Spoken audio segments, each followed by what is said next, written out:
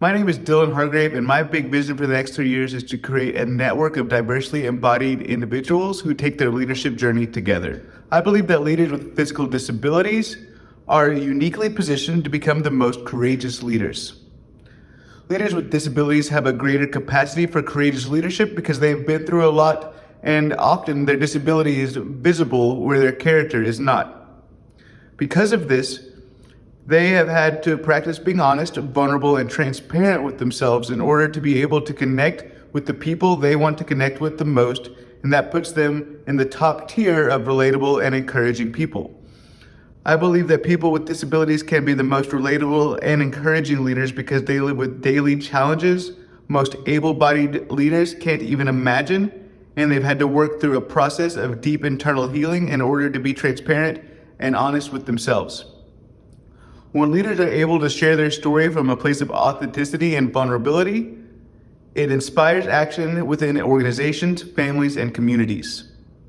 The initial seed of Sontamore was planted in 2018 when I made a personal commitment to put the quality of my relationships above anything else.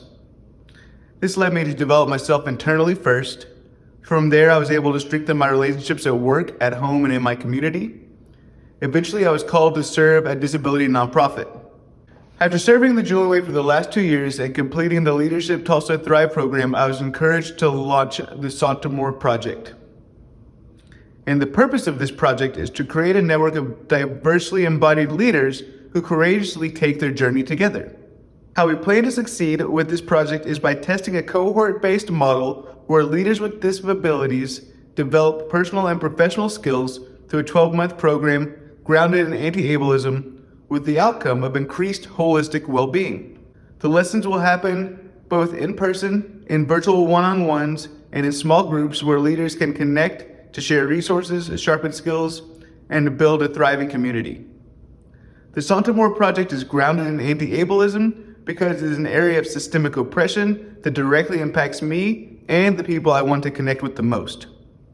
By educating our cohort in anti-ableism, we are empowering our community to engage more effectively in addressing and overcoming systems and policies that unfairly limit the autonomy of individuals with disabilities.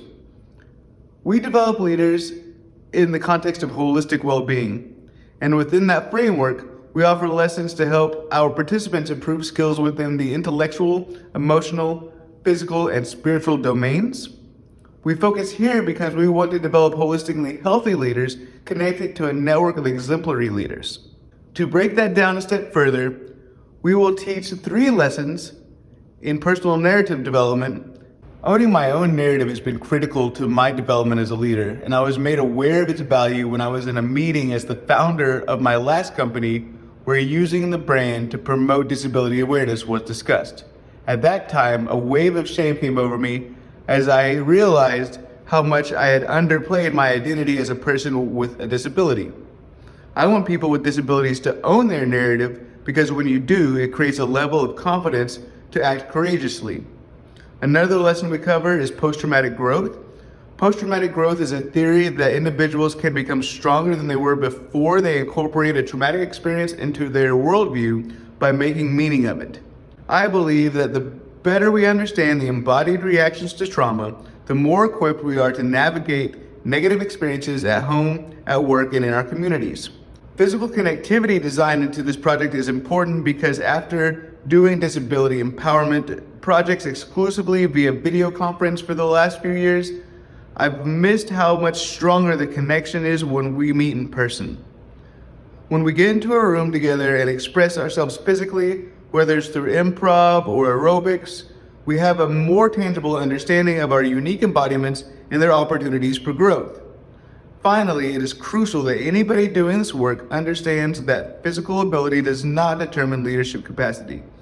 Additionally, when it comes to achievement, when we feel connected to our friends, family, and team members, then we are better able to value our time, talents, and resources, which ultimately helps us best define the trajectory that we want to be on. If you're watching this right now and you believe that physical ability doesn't determine leadership capacity, and you believe that improved connections leads to better outcomes, then contact me and join us today. My name is Dillon Hargrave. Thank you.